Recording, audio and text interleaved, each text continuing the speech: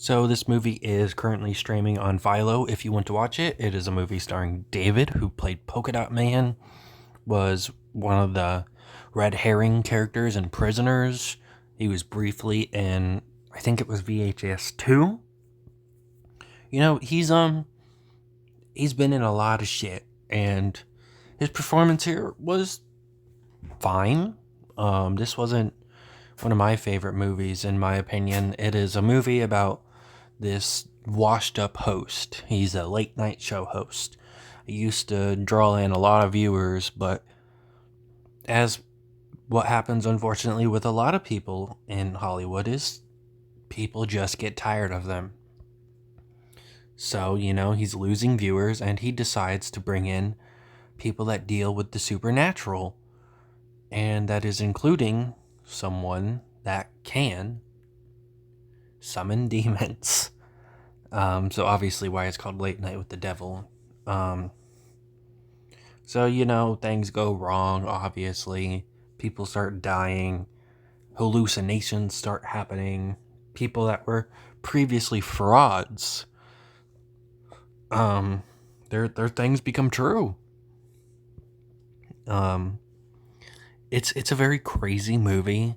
I don't think I personally can do it justice in my review, but I am gonna try my best. So this host has lost his wife. He's dwindling in viewers. So he brings this person on the show that can supposedly speak with the dead.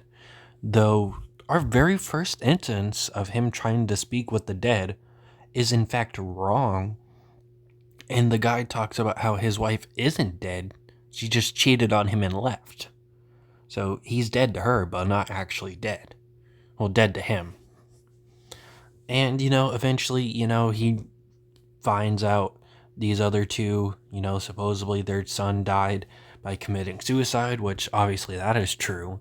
But he supposedly found it out.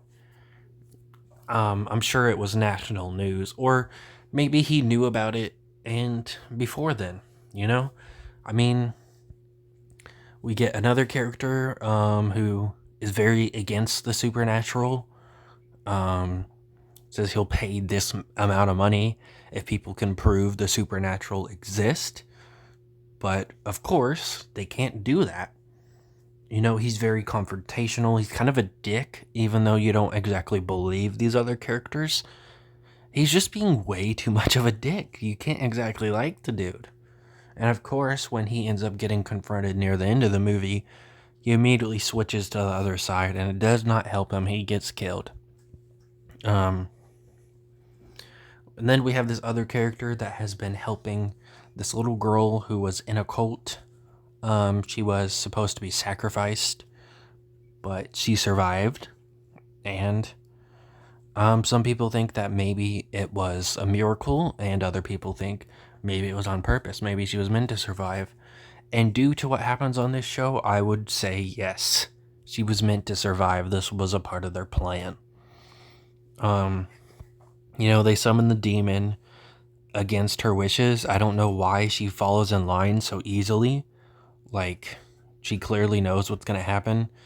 She gets kind of jumped on live TV and she decides to do it. Like, no, you don't do something just because people are pressuring you when it comes to fucking demons. That's a little nuts. But, she does it, and of course bad things happen. And the movie ends with him killing the girl that he thinks is his wife, and he thinks he's putting her out of her misery in a hallucination, but he's not. I can't exactly blame him after that kid just murdered a bunch of people, even if they were possessed by a demon. But yeah, that's the end of the movie. It's a pretty crazy movie.